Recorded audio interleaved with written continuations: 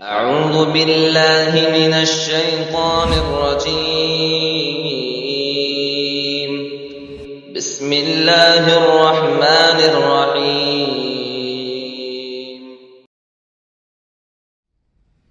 الحمد لله رب العالمين والصلاة والسلام على رسوله الأمين وعلى آله وصحبه أجمعين ومن تبعهم بإحسان إلى يوم الدين أما بعد فأعوذ بالله من الشيطان الرجيم بسم الله الرحمن الرحيم ومن آياته الليل والنهار والشمس والقمر لا تسجدوا ومن آياته الليل والنهار والشمس والقمر لا تسجدوا للشمس ولا للقمر واسجدوا لله الذي خلقهن إن كنتم إياه تعبدون۔ امام محمد بن عبد الوہاب رحمہ اللہ کی ایک مختصر سی کتاب جو اصول ثلاثہ کے نام سے معروف ہے، جس میں دین کے 3 بنیادی اصول کا تذکرہ انہوں نے کیا ہے۔ اس کی کچھ تمہیدی باتیں اس سے پہلے کے درس میں ہم نے پڑھی تھی، جس میں امام محمد بن عبد الوہاب رحمہ اللہ نے کتاب کی ابتدا کرتے ہوئے فرمایا تھا کہ 4 چیزیں جن کا جاننا ضروری ہے وہ یہ ہے کہ پہلا نمبر علم، دوسرا عمل، تیسرا دعوت اور چوتھا صبر۔ ایک عالم دین کے لیے بھی، ایک داعی کے لیے بھی، ایک عام مسلمان کے لیے بھی کہ ضروری ہے کہ وہ علم حاصل کرے اور علم کے مطابق عمل کرے، اور جو علم اسے حاصل ہوا ہے اس کی وہ دعوت دے، اور اس دعوت کے میدان میں جو تکلیف ہو اس پر وہ صبر کرے۔ اس کے بعد انہوں نے 3 باتیں بتائی تھی کہ 3 باتوں کا جاننا اور ان پر عمل کرنا ضروری ہیں۔ تو ان میں سے پہلی چیز یہ تھی کہ اللہ تبارک و تعالیٰ نے ہمیں پیدا کیا، ہمیں روزی دی، اور پھر ہمارے پاس ایک رسول بھیجا۔ جو اس رسول کی اطاعت کرے گا وہ جنت میں، جو اس رسول کی نافرمانی کرے گا وہ جہنم میں۔ یعنی اللہ نے پیدا کرنے کے بعد نبی کریم صلی اللہ علیہ وسلم کو آئیڈیل بنا کر بھیجا کہ دنیا میں آپ کو آپ کی اپنی زندگی اپنی مرضی کے مطابق نہیں گزارنی ہے۔ آپ کو اپنی زندگی گزارنی ہے، لیکن گزارنی ہے اللہ کی مرضی کے مطابق۔ نبی کریم صلی اللہ علیہ وسلم نے جس طرح سے زندگی گزارنے کا طریقہ بتایا ہے اسی طرح سے ہمیں زندگی گزارنی ہے۔ اور دوسری بات کہ جب اللہ تبارک و تعالیٰ نے ہمیں پیدا کیا ہے تو پھر اللہ تبارک و تعالیٰ کی ہی ہمیں عبادت کرنا چاہیے، اللہ کے علاوہ کسی اور کی عبادت نہیں کی جائے گی، کیونکہ اللہ تبارک و تعالیٰ کو یہ منظور نہیں ہے کہ کائنات میں اس کے علاوہ کسی اور کی عبادت کی جائے۔ تیسری بات کہ ایک انسان جس نے اللہ سے اور اس کے رسول سے محبت کی، ان پر ایمان لایا ہے، تو اس کے لیے ضروری ہے کہ اللہ اور اس کے رسول کے دشمنوں سے کبھی بھی دوستی نہ کرے۔ ایسی دوستی کہ جس دوستی کی بنا پر اس کا ایمان خطرے میں ہو، یا جس دوستی کی بنا پر ایمان والے اس کی وجہ سے خطرے میں آ جائیں۔ تو امام محمد بن عبد الوہاب رحمہ اللہ نے کہا کہ ان 3 باتوں کا جاننا بھی ضروری ہے اور اس پر عمل کرنا بھی ضروری ہے۔ اس کے بعد امام محمد بن عبد الوہاب رحمہ اللہ اصل کتاب کی طرف آتے ہیں۔ ان کی کتاب کا جو نام ہے اصول ثلاثہ، عربی میں اسی کو الاصول الثلاثہ کہا جاتا ہے، یا ثلاثۃ الاصول بھی کہتے ہیں۔ الگ الگ طریقے سے اس کتاب کا نام لکھا جاتا ہے، اور الگ الگ طریقے سے یہ کتاب مارکیٹ میں پرنٹ بھی ہوتی ہے۔ تو انہوں نے سوالیہ انداز میں لکھا ہے، فَإِذَا قِيلَ لَكَ، کہ اگر آپ سے پوچھا جائے کہ مَا الْأُصُولُ الثَّلَاثَةُ، 3 اصول کیا ہے، اصول ثلاثہ کیا ہے؟ جب آپ سے پوچھا جائے کہ اصول ثلاثہ کیا ہے، 3 بنیادی اصول کیا ہیں، التی یجب علی الانسان معرفتها، کہ جسے جاننا ہر انسان کے لیے ضروری ہے۔ اگر آپ سے پوچھا جائے کہ وہ 3 بنیادی اصول کیا ہیں جن کا جاننا ہر انسان کے لیے ضروری ہے، تو کہتے ہیں فقل، اگر یہ آپ سے کوئی کہے تو آپ اسے یہ جواب دو، آپ اسے یہ جواب دو۔ کیا جواب دینا ہے؟ معرفت العبد ربہ ومعرفت ودینہ ونبیہ محمد صلی اللہ علیہ وسلم۔ مختصر سا جواب ہے کہ اسے 3 اصول آپ یہ بتائیں جن 3 اصول کا جاننا ضروری ہے۔ پہلا اصول ہے کہ بندہ اپنے رب کو پہچانے، دوسرا ہے کہ اپنے دین کو پہچانے، اور تیسرا ہے کہ اپنے نبی محمد صلی اللہ علیہ وسلم کو پہچانے۔ اور یہ 3 جو اصول بیان کیے گئے ہیں، یہ 3 اصول وہ اصول ہیں کہ جن کے بارے میں انسان سے قبر میں سوال کیا جائے گا۔ من ربو کا، ما دینو کا، من نبیو کا۔ تو اصول ثلاثہ اگر کیا ہے یہ سوال پوچھا جائے تو ہم یہ جواب میں کہہ سکتے ہیں کہ یہ کتاب قبر کے ان 3 سوالوں سے متعلق ہے، من ربو کا، ما دینو کا، من نبیو کا۔ جو اس کا جواب ہوگا وہی جواب اس کتاب کے اندر موجود ہیں۔ یعنی قبر کے 3 سوالات کے جوابات سمجھانے کے لیے کتاب لکھی گئی ہے۔ اس لیے کہ انسان کی زندگی جب ختم ہوتی ہے تو اس کے جو اعمال ہوتے ہیں زندگی بھر کے، ان اعمال کے حساب سے پہلے بنیادی سوالات یہ ہوتے ہیں، اس کے نماز کے بارے میں، اس کے روزے کے بارے میں، اس کے اخلاق کے بارے میں، اس کی تجارت کے بارے میں، اس کے مال کے بارے میں، اس کے گھر کے بارے میں، اس کی مکمل زندگی کے بارے میں جو سوالات ہونے ہیں، ان سب سے پہلے بنیادی سوالات یہ 3 ہوتے ہیں۔ یہاں سے سوالات کی ابتدا ہوتی ہے، یہاں سے سوالات کی ابتدا ہوتی ہے۔ وہ سوالات قبر کے اندر ہوں گے، منکر نکیر آئیں گے اور وہ پوچھیں گے من ربو کا، ما دینو کا، من نبیو کا۔ من ربو کا، آپ کا رب کون ہے؟ وہاں پوچھا جائے گا آپ کا رب کون ہے۔ تو ظاہر سی بات ہے ایک مسلمان ہو تو مسلمان تو جانتا ہے ہمارا رب کون ہے، تو مسلمان کہے گا اللہ۔ لیکن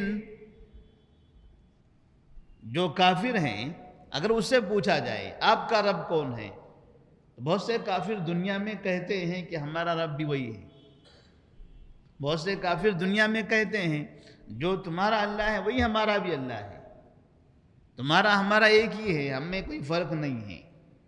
بہت سے کفار اس طرح کی باتیں کرتے ہیں، باقاعدہ ہمارے علماء کے بڑے بڑے کانفرنسوں کے جلسوں میں آتے ہیں اور وہ الگ طرح کے کپڑے پہنے ہوئے ہوتے ہیں اور آگے کہتے ہیں لا الہ الا اللہ محمد الرسول اللہ، انہیں اس طرح سے پڑھ کے تمام مسلمانوں سے خطاب کرتے ہیں۔ علماء کی بڑی ٹیم باہر پیچھے بیٹھی ہوئی ہوتی ہے، تو کہتے ہیں تمہارا ہمارا مالک ایک ہی ہے، سب کا مالک ایک۔ اگر اس سے پوچھا جائے من ربو کا، اس نے تو دنیا میں سنا ہوا تھا مسلمانوں سے کہ مسلمانوں کا رب، مسلمان کہتے تھے اللہ، تو یاد ہے اس کو، تو کیا وہ کہہ دے گا اللہ؟ اس کی زبان سے اللہ نکل جائے گا؟ نہیں نکلے گا۔ اللہ زبان، ہر اس شخص کی زبان سے اللہ کا یہ جواب ہر اس شخص کی زبان سے نہیں نکلے گا جو اللہ تبارک و تعالیٰ کے ساتھ دوسروں کو شریک کرتا رہا ہو، چاہے وہ مسلمان ہو یا کافر ہو یا یہودی ہو یا نصرانی ہو۔ جو شخص بھی اللہ کے ساتھ کسی اور کو شریک کرے گا اس کی زبان سے لفظ اللہ نہیں نکلے گا۔ ایک مسلمان زندگی بھر لا الہ الا اللہ محمد رسول اللہ پڑھتا ہے، لیکن اپنی پریکٹیکلی زندگی میں، عملی زندگی میں دعا کرنی ہو، اولاد مانگنی ہو، روزی مانگنی ہو، صحت مانگنی ہو، تجارت میں کامیابی مانگنی ہو، بچوں کے امتحانات کی کامیابی مانگنی ہو، تو فنا بابا، فنا پیر اور فنا درگاہ کے پاس جاتا ہے، ان سے مانگتا ہے، تو کبھی اس کی زبان سے اللہ نہیں نکلے گا۔ لوگ سمجھتے ہیں سوالات تو 3 ہی ہیں، من ربو کا، تمہارا رب کون ہے، چھوٹے بچوں کو رٹا دیا جاتا ہے، بچوں پڑھ لو، یاد کر لو، من ربو کا، میرا رب اللہ ہے، ربی اللہ۔ تو یہ رٹنے سے، پڑھنے سے نہیں آئے گا، یہ عمل سے آئے گا، یہ عمل سے آئے گا۔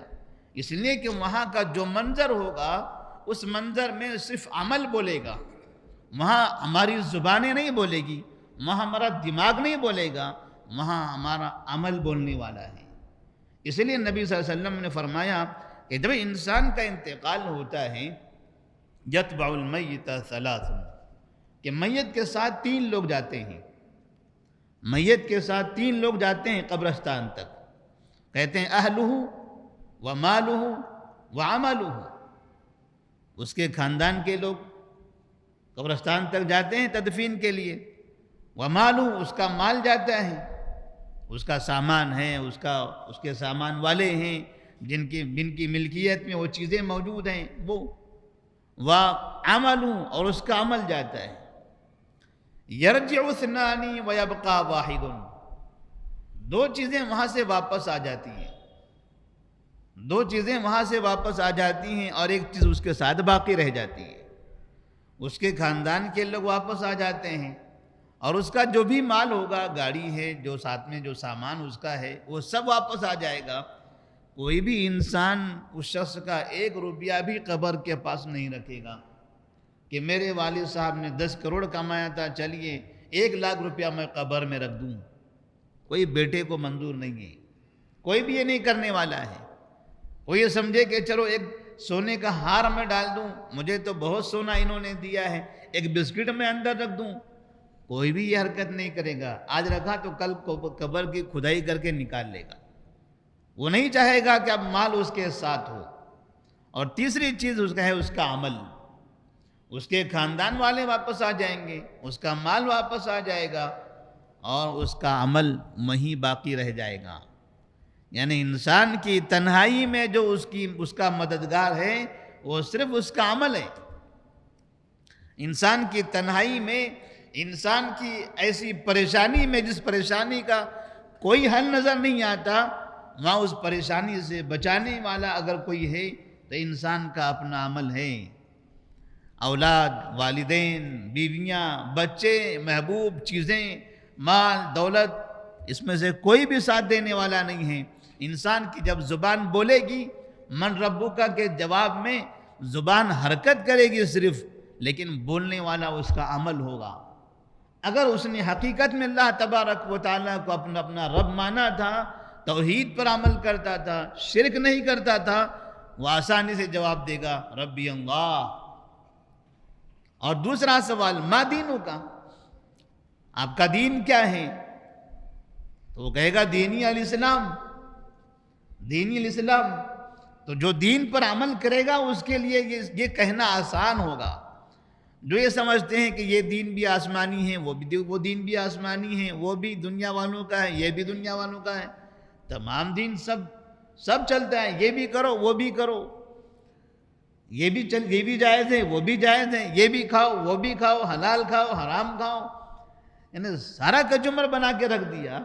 جس نے دین کو وہ مقام نہیں دیا، شرک اور کفر، بدعت، خرافات، حلال حرام، ساری چیزوں کو ملا کر رکھ دیا، فرق نہیں کر سکا کہ صحیح دین کیا ہے اور غلط دین کیا ہے۔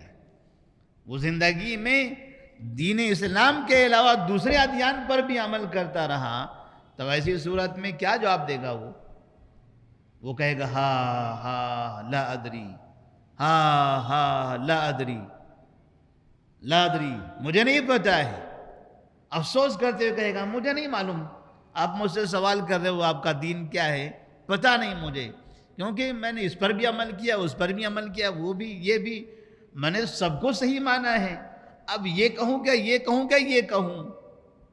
فرشتے کہیں گے لا دریت ولا تلیت، تمہیں نہیں معلوم، تمہیں معلوم نہیں ہے، تم نے جانا بھی نہیں، تم نے پڑھا بھی نہیں، تم نے سمجھا بھی نہیں، تم نے سیکھا بھی نہیں، تم کو تو زندگی دی گئی تھی اسی کام کے لیے، یہی تو سیکھنے کے لیے تم کو بھیجا گیا تھا، تم نے دنیا میں دوسری چیزیں سیکھی ہیں، دین نہیں سیکھا۔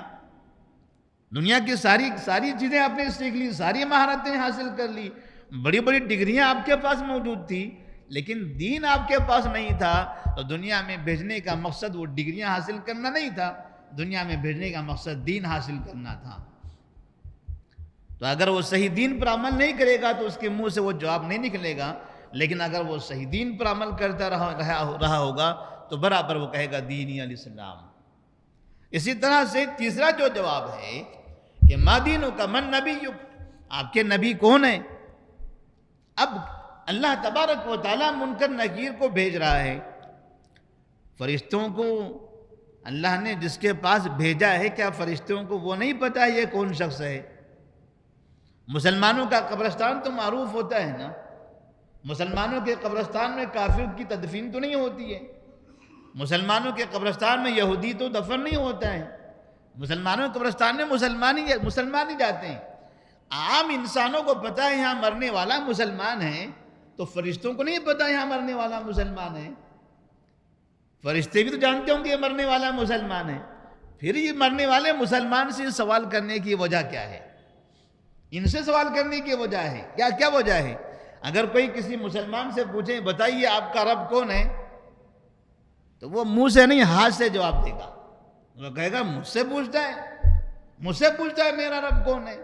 دیکھتا نہیں ہے شکل و صورت، ٹوپی ہے، کرتا پیجامہ ہے، بڑی سی داڑھی ہے، ہاں ابھی نماز پڑھ کے مسجد سے باہر نکلتا مجھ سے پوچھتا ہے میرا رب کون ہے؟